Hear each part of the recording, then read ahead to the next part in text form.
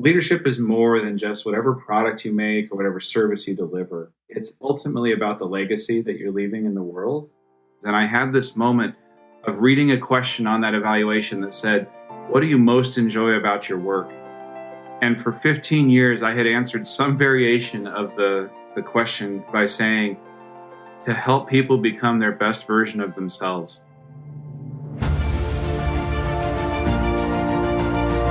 Hello and welcome to the Daily Helping with Dr. Richard Schuster. Food for the brain, knowledge from the experts, tools to win at life. I'm your host, Dr. Richard. Whoever you are, wherever you're from, and whatever you do, this is the show that is going to help you become the best version of yourself. Each episode, you will hear from some of the most amazing, talented, and successful people on the planet who followed their passions and strive to help others. Join our movement to get 1 million people each day to commit acts of kindness for others. Together, we're going to make the world a better place. Are you ready? Because it's time for your Daily Helping. Thank you for listening to this episode of the Daily Helping with Dr. Richard Schuster. Food for the brain, knowledge from the experts, tools to win at life. I'm your host, Dr. Richard, and I'm excited about today's episode because it is a first for the Daily Helping podcast. We have 2 outstanding guests bringing you their wisdom and experience. Karin and David are keynote speakers and award-winning authors of Winning Well, A Manager's Guide to Getting Results Without Losing Your Soul. Karin is a top leadership consultant and CEO of Let's Grow Leaders. A former Verizon wireless executive, she was named to Inc. magazine's list of great leadership speakers. David is a former executive, elected official, and president of Let's Grow Leaders, a leadership training and consulting firm. Karin and David, welcome to the show. Thanks so much for having us. Our pleasure. It's so exciting to have you guys here. I know we've been trying to get this one scheduled for a while, and it's finally happened, so I'm thrilled about it. And I know you guys have both done a lot of really fascinating things in your careers, which have led to what you're doing now. Let's start by talking about your personal experiences in the corporate world and what led you guys to create Let's Grow Leaders. Sure thing. We both had some similar and yet very different journeys. Karin, as you mentioned, was a former executive with Verizon, and I actually worked for many, many years in my career as an executive in the nonprofit world, in the human service realm. And so we both had these journeys from the front lines into management, into executive leadership, and discovered that there wasn't a lot of good tools out there for ourselves. And so we started exploring those, learning them for ourselves. And I had a moment in my journey, and I'll let Karin speak to her journey in just a second, where something that I think, Dr. Richard's very much a part of your vocabulary as well. I was looking through 15 years of my own performance evaluations, and I had this moment of reading a question on that evaluation that said, "What do you most enjoy about your work?" And for 15 years, I had answered some variation of the question by saying, "To help people become their best version of themselves." And seeing that in black and white for 15 years, it was kind of a wake-up call that it was time for me to do work that was primarily that, as focused on that as it could be. And I have such a passion for leadership and management and people who are in those realms that when I discovered Karin and her journey, it was really aligned. Karin, how did you say? I would agree. And, so for us, it's all about, you've got to get the results, right? You can't be in business and not achieve, and there's a lot of pressure to achieve breakthrough results and beat the competition.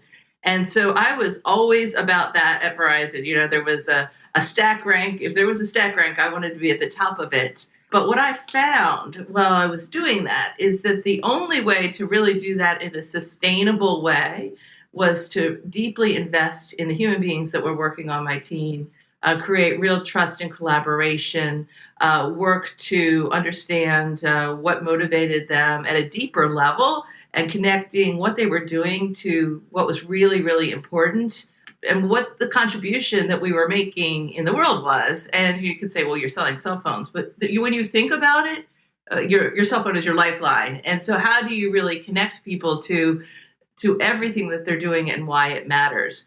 And so there were a lot of tools that were available, but what I did not find was there were a lot of tools that helped you, what we call blend the bottom line with the human spirit, and to get results and build relationships and to show up with confidence and humility, which is at the core of our winning well model.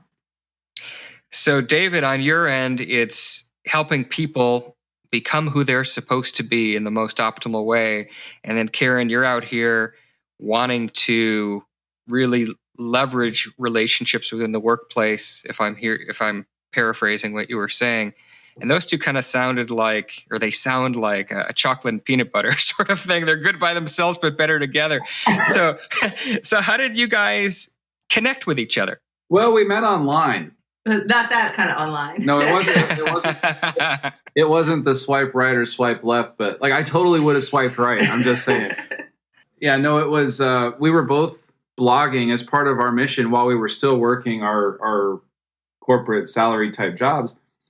We both started blogging to get the message that we had to share out with the world, very much as you're doing with the podcasting.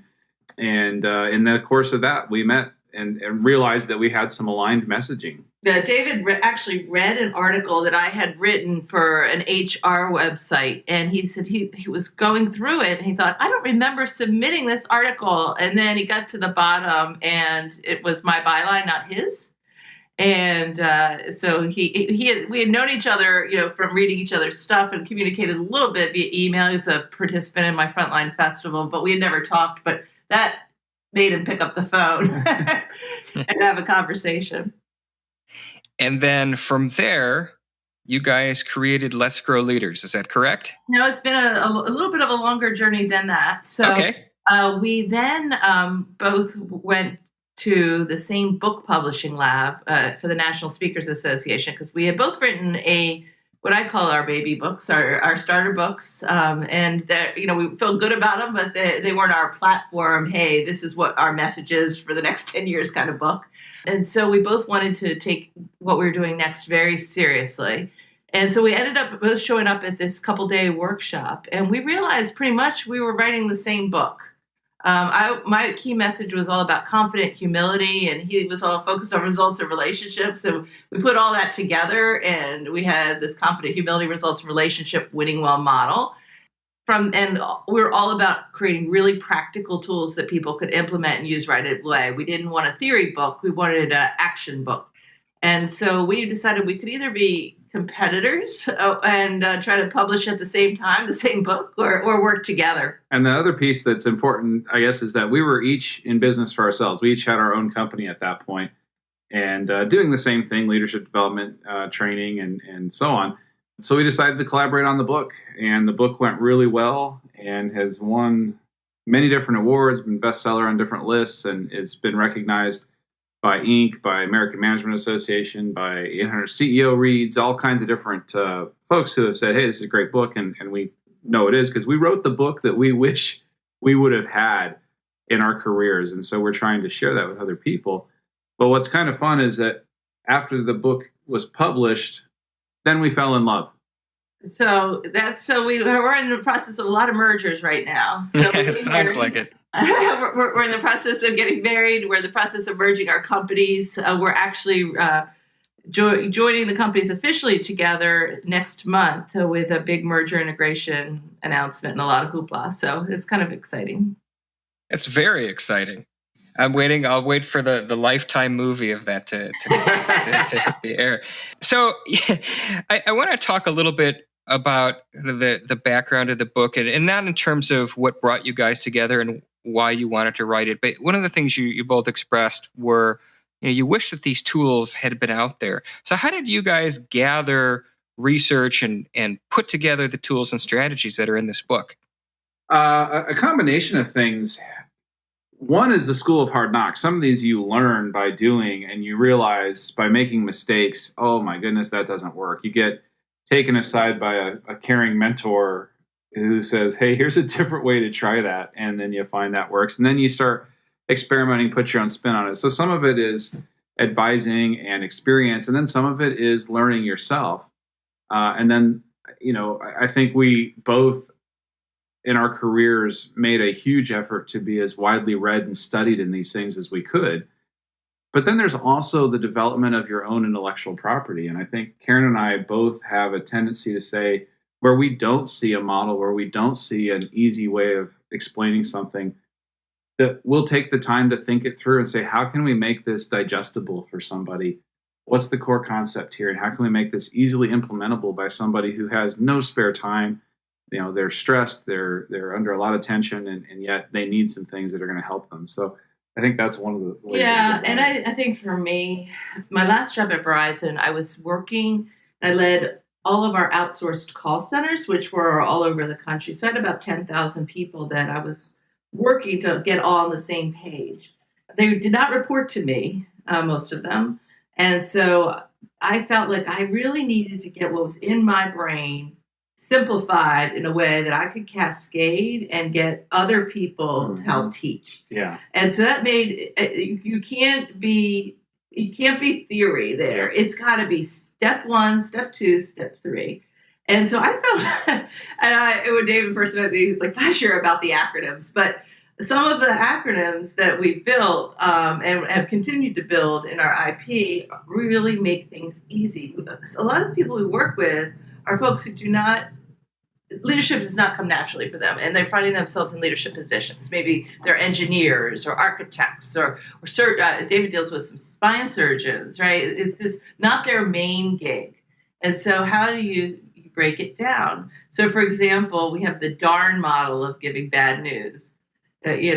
Disclose your problem, take accountability, say what your response is, and then come up with solid next steps. People remember darn, and because darn, you do say darn when you screwed up, right? And so we have some of those that have been really fun, and my brain tends to think that way when I have an experience and I want to explain something. How do we break it down very structurally? Yeah, I think that's a really important point, because I had the same thing where I was having to replicate these management strategies across the country in very disparate groups with people who may not have MBA type backgrounds or things like that. Human service, very motivated, passionate people, but without those tools. And so how do you make it digestible, actionable, and understandable? And I think that served us well in terms of how we went about building this. Mm-hmm. Fantastic. And I think the DARN acronym is terrific. But I want to jump back just a little bit. Karen, something you mentioned specifically was these different elements which combined into the winning well model. So if you guys could take a couple moments and talk about the winning well model itself, that would be fantastic. Yeah, so I'll start with the internal values. The internal values focus on confidence and humility. The confidence to know what you're good at and to bring that to the table, to stand up for what matters and to speak the truth. So we say, rock your role and ditch the diaper genie, right? And so ditch the diaper genie is a don't disguise the bad news thing. And then, so that's confidence. And then humility is focusing on the, knowing your vulnerabilities, knowing that you're not perfect, surrounding yourself with people who will challenge you and to admit your mistakes. And so those are the internal values, confidence and humility. And you want to have those in combination. It's not an either or. We need both of them. And then similarly, as we focus out into the world and in the work that we do, we want to focus on both results and relationships. And most managers tend to focus on one or the other. And the invitation here is you'll do a lot better when you focus on both. And so results, that's knowing what matters most, being clear about what we call the MIT, mind the MIT. That's the most important thing, to have clarity on that. And to practice accountability. Effective leaders and effective human beings, we hold ourselves accountable. Then it's that focus on relationships, investing in the people on your team, treating them with dignity as human beings, collaborating together. And so in every interaction you have with another human being, how can you both build those healthy professional relationships and achieve the business results that your team is there to achieve? And when we say business results, that is whether you're a private for-profit business, a nonprofit, a governmental entity, we all have results we're trying to achieve. But the team exists to do something together. And so how do we do that and build those relationships? And when you combine that internal focus on confidence and humility and then and focus externally on results and relationships, that's when you start to achieve those breakthrough results that really last. And you can blend the bottom line with the human spirit. Outstanding. And David, something you said regarding the MIT, the most important thing. So what jumps out to me is I know that leaders in whatever sector of business they're in have so much on their plate. What's the best way to figure out what your MIT is?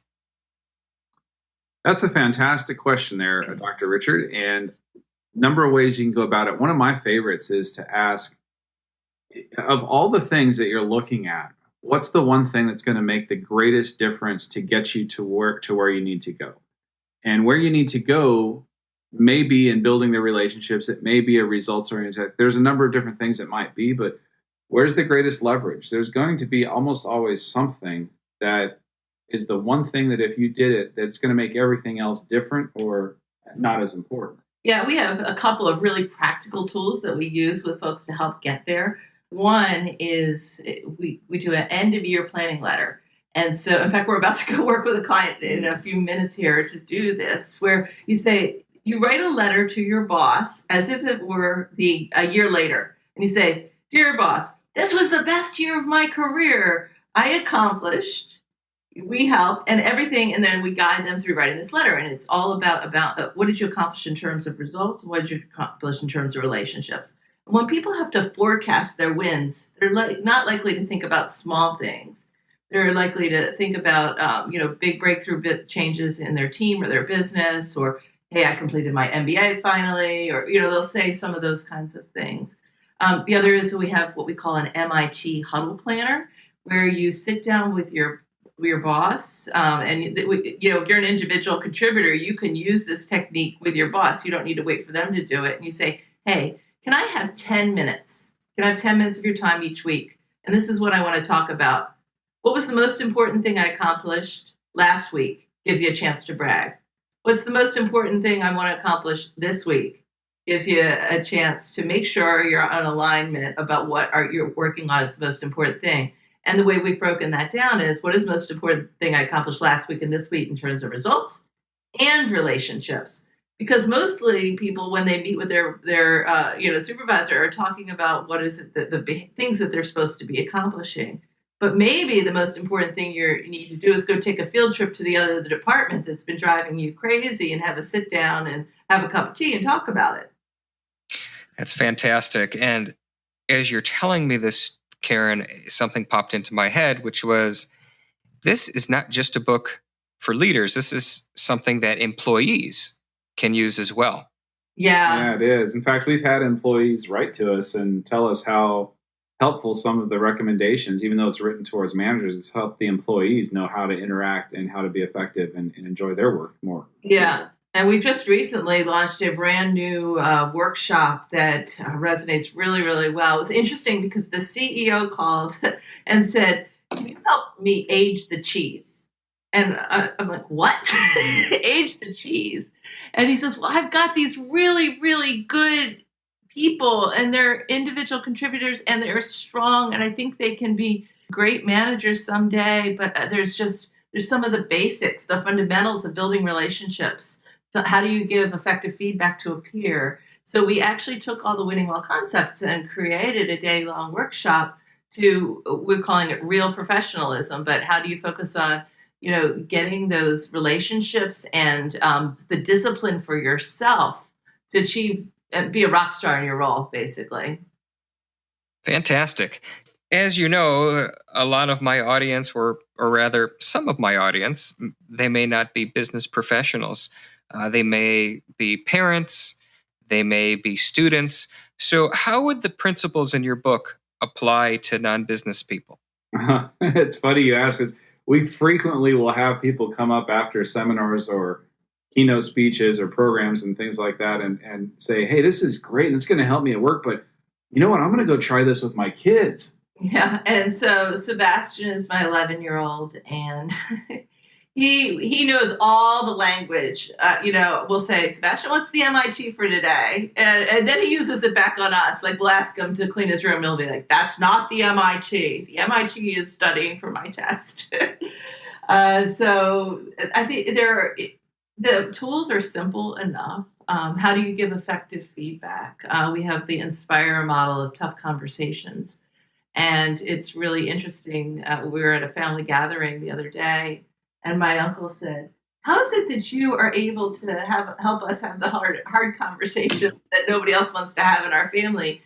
And I'm like, well, you do realize I do this for a living, right? So I really do believe the tools are simple enough that, and the principles are right? In any role, as a parent, as a spouse, as a PTA volunteer, showing up with confident humility, you'll never go wrong, right? Balancing results and relationships, yes. And every parent, I mean, every role we're in, every relationship we have, there's some kind of results that we're trying to accomplish. So, the results parents want are healthy, interdependent children that are making their way in the world and having the impact they're supposed to have. So, parenting is just another kind of leadership, and leadership is relationship that's focused on results. So it all works together. One of the tools that we'd share with every parent is also one that just last week, one group we were with said, this is the best tool in the entire book. It's called the check for understanding. And it's after you have a conversation about anything where action is supposed to happen, you just do a quick check-in. Hey, let's make sure we're on the same page here. What do you understand that we're doing next? And we do that with Sebastian all the time, and he'll do it with us. And we also see where it doesn't happen. And he wanders home because I didn't do a check for understanding to express my desire for him to sit and wait for me right here. And instead, so those things happen. But boy, the tools are so effective in every capacity. Really outstanding. And as I was looking through your book, there was one chapter in particular that the title stuck out to me, Master the Metrics Maze, which is chapter 3. Could you talk to us a little bit about what that means? Yes. Every organization needs measurement. And there are two ways that teams and organizations get lost in the metrics maze. One is they don't measure enough. And so they're wandering around not knowing where they are and where they ought to be going and so on. And then in many organizations, you see the other extreme, which is a frantic reliance on metrics and measurements. And they're measuring 55 different things, and they're all important. And you can't actually get anything done or make any progress. Yeah, so one of our clients, they were a call center, and so they were measuring. They had an observation form. As you call into the call, then they say, well, did they greet the person, warmly? Then did they get their email address? Did they follow these 5 compliance steps? And it was just it was literally like 55 metrics on this. So their results were not good. They were not creating the kind of customer experience that they wanted. And so we went through an exercise that focused on what is the MIT, their most important thing. And they said, well, does the customer know how much we care? Do we provide clear and accurate information? And was there a wow factor on the call? And then we went and backward mapped that to how would we measure that? How would we measure that both in the observation of the call itself and with the external customer experience, what the customer said about it, and link those two together? The supervisors were so relieved. It just made their coaching with and development of their employees so much easier.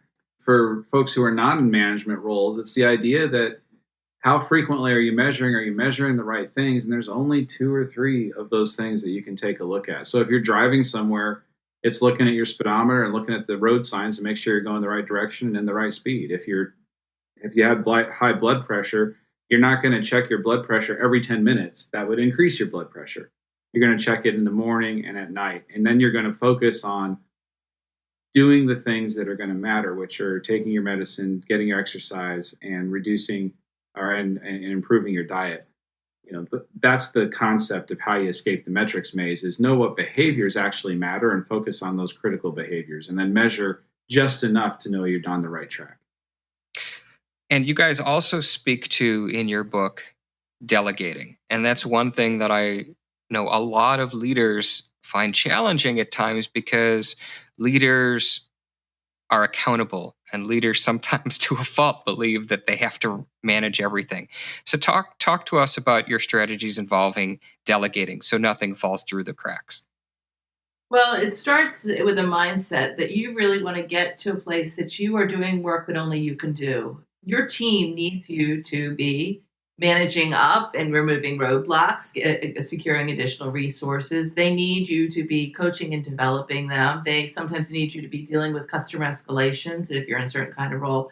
So if you are busy doing their work, you're not going to be able to appropriately do that. So first, just get your head in the right place, and then I'll let David. And that counts for parents too. You're talking about parenting, and although we don't think of delegating, but there is work in the family relationship the parents ought to be doing, and what can kids be doing for themselves and helping that independence to grow as well. So there's a parallel there. But the 3 steps to delegate so nothing falls through the cracks. The first is you want to be clear and delegate the outcome, not the process. So when you're delegating the process, that's micromanaging. No one enjoys that. So if someone's been trained and knows how to do their job, describe what success looks like and turn them loose. The second step is to have a clear finish line. When is this thing due? And a lot of type A, real driven folks will forget this one because their sense of urgency is, when did I want this done? Well, yesterday. But realistically, we've got to give people a finish line. So we're going to be clear about what needs to happen. We're going to get a clear finish line. But the magic is really in the third step, which is we're going to set an appointment to receive that delegated task back. There's going to come a moment in time, maybe it's next Thursday at 3:00, where we're going to sit down together and you're going to return whatever it was that you were doing back to me as the manager, as the leader, or as the parent, if the child's coming back with something that they did. And the idea is that you've baked the accountability into the delegated assignment. Because what normally happens for most leaders, managers, and I think parents too, is we'll say, hey, I know I assigned that task like 6 weeks ago. Whatever happened to that thing? And then we're scratching our head, wandering around, and have to go track it down. And that's frustrating to us. It's frustrating to the employee. And so if we've got a moment in time where they're going to return it back into us and go over what they did, if anything goes wrong where they're not going to be able to make that date, they're going to come and talk to you about it so that you're able to problem solve ahead of time. Wonderful. And I wanted to touch on some potential trouble scenarios. You guys have described some wonderful tools and strategies, but you also address in your book, what happens if your boss doesn't want to win? Or what happens if your team doesn't want to win? What is one to do in those situations? Let me take the boss one. You can take your team. So if your boss doesn't want to win, or if they're focused on winning and something that you don't believe in, when you think about that, we talk about building a cultural oasis.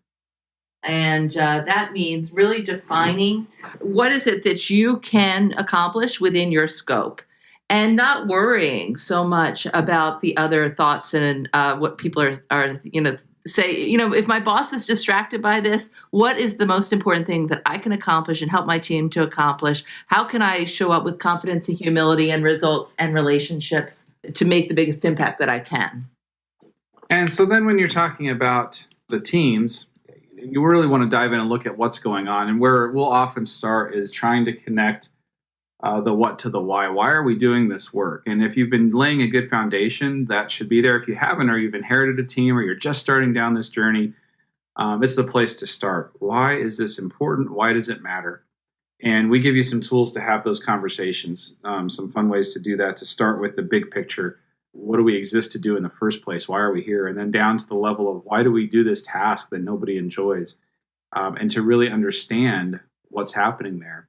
Another process that can be helpful is to go on a question tour, a listening tour with your folks, just one person at a time, have a cup of coffee with each person and ask them, what do you think we're capable of? What would it look like if we were just to knock this out of the park and do our very, very best? And to have them thinking in a positive direction, and you get a sense of what's possible there. And then you're getting their input into the vision for the team as well. And so you can create a shared vision that way. What are we capable of? What do we need to do as a team for us to get there?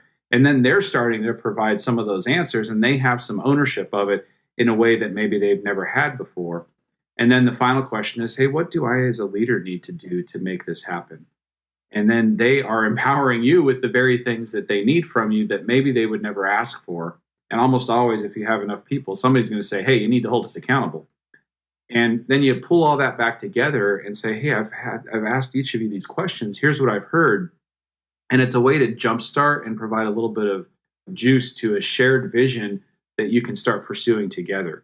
Then from there, if you've done all those things, you've connected what to why, and you're still not seeing that, it's time to start having the conversations with individuals about whether or not they're in the right role, what they want out of their career. You have to love people enough to have some of those honest conversations with them.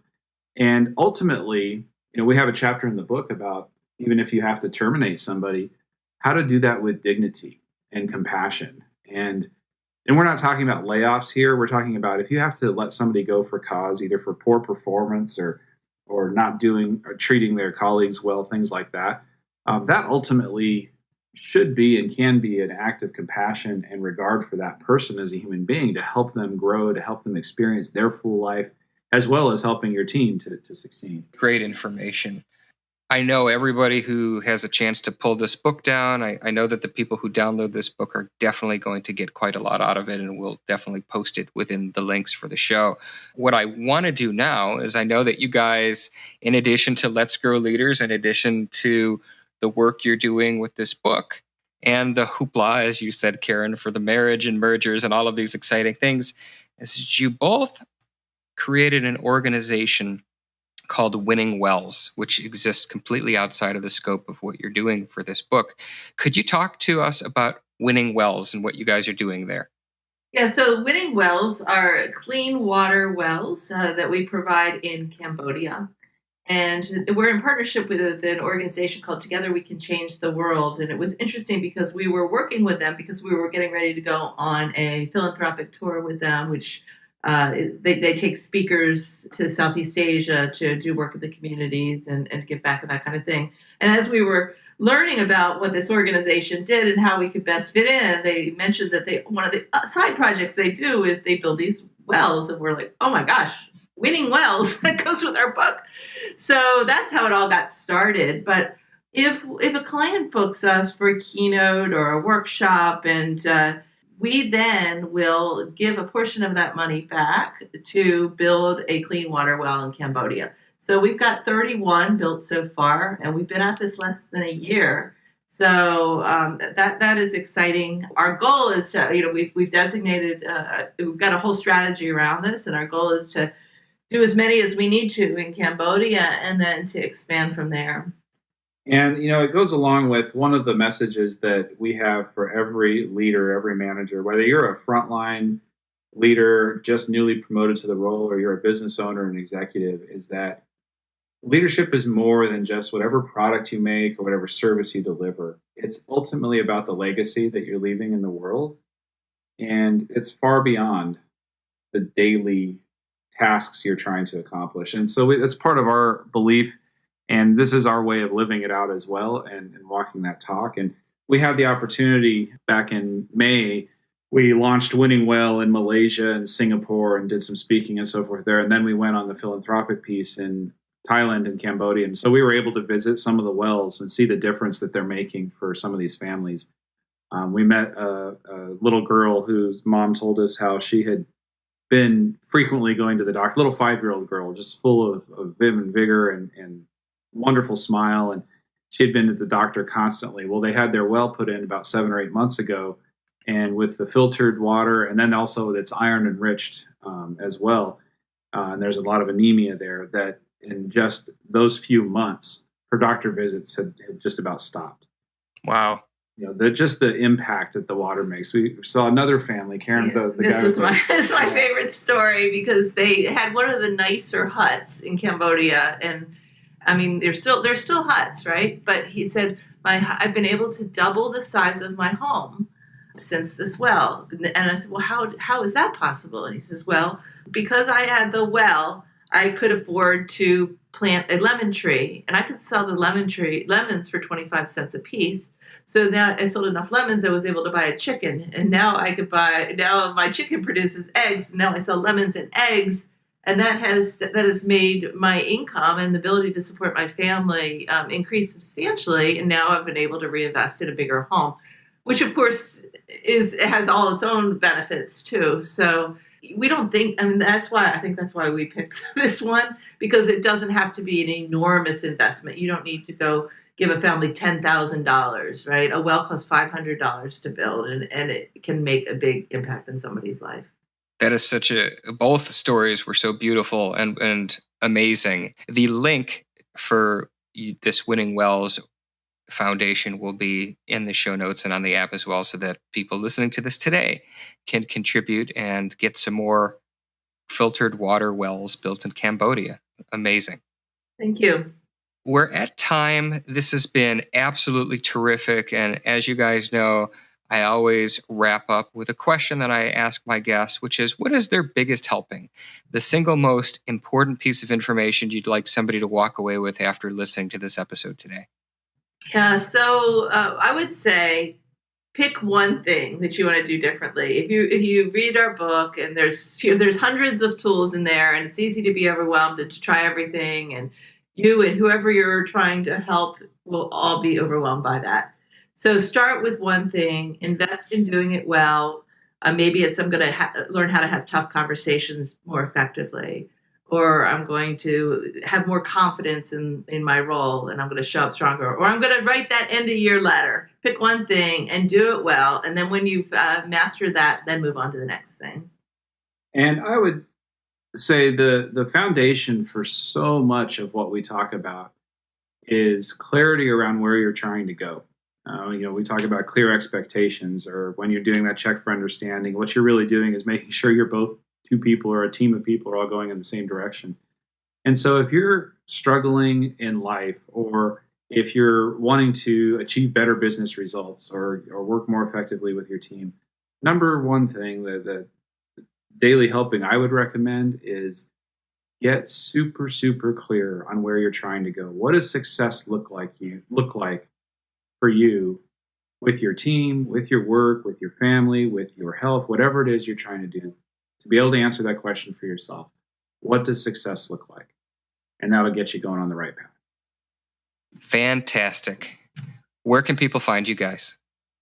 So our website is letsgrowleaders.com. That you can find out more about our organization, and that by the time this airs, probably that will be our new merged website. We're only a little bit away from that, but right now that's my website. And our book is at winningwellbook.com. Book is available at Amazon and in the Barnes and Nobles and pretty much anywhere that you would get a business book. Terrific. And as I mentioned, we will also link all of the things you've talked about today, your book, your organization, your workshop, etc., in the show notes, as well as on the Daily Helping app, so everybody can have access to that as well. And thank you guys for coming on. This was a lot of fun, and maybe we'll do this again sometime. I really enjoyed it. We so appreciate it. Thank you. Thank you, Doctor. And for all of you who tuned in today, thank you so much for listening. If you liked what you heard, go subscribe to the show on iTunes and leave us a 5-star review. That's what helps others find this podcast.